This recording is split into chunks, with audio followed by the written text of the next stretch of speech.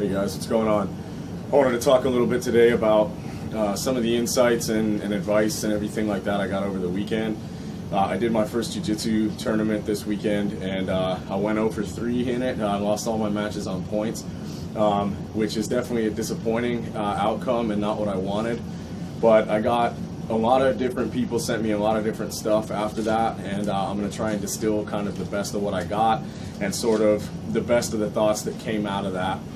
First of all, I kind of wanted to talk a little about the idea of training, competing, lifting, all that kind of stuff in general. Sometimes it's easy to go either way on our training. Sometimes you can feel like, okay, what is the reason for all this, and is this really that important, or we can get hyper focused on it, and it can become sort of the only thing that's important to us at the expense of a lot of other enjoyable things in life.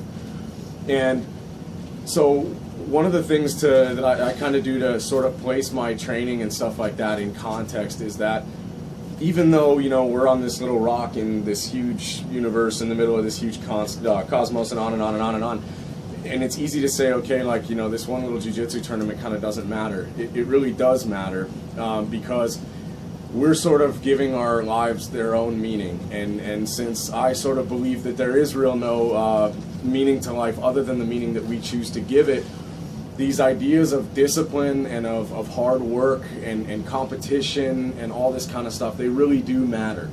At the same time, I am not training jiu-jitsu for a career in jiu-jitsu. I am training it to not only enjoy it, but also for the discipline and the hardship and the camaraderie and all that kind of stuff. And so don't lose sight of the reasons why you're training.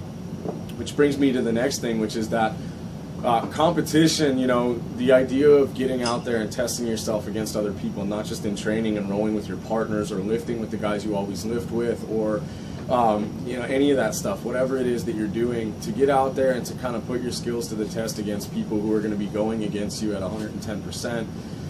Is valuable because it does give reason to your training, and it also makes you drive a lot harder because you know that you have something to look forward to that sort of in a way makes your training kind of pay off beyond just the obvious benefits of health and discipline and that kind of thing.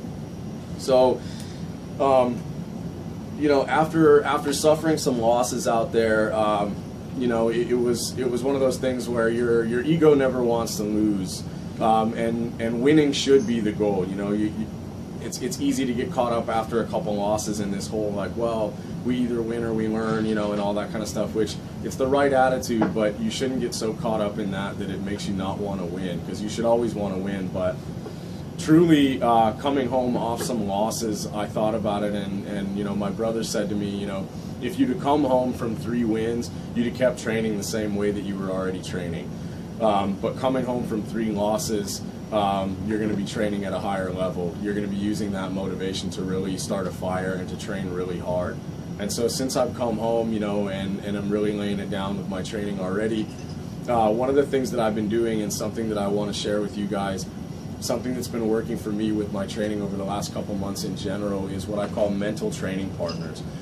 I have a very hard time finding people who want to train with me, or who can train with me, or whatever, or who have the consistency to do so.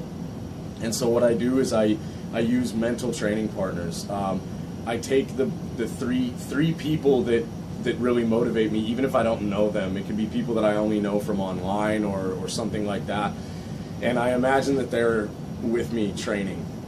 So what that does is that if I'm able to really focus on that, if I want to drop the weight, or if I want to stop running, or if I want to do this or that, I really do picture it, and I think to myself, if this person was here, would I drop off the bar right now, or would I stop running right now and sort of deal with that shame of kind of not living up to how I feel I need to live up to if those people were here training with me, watching me, or whatever.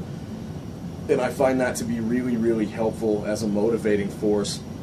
And one of the reasons why I try to only follow like guys on Instagram and stuff like that are really motivating, and guys that I would like to train with, or guys that I would like to learn from.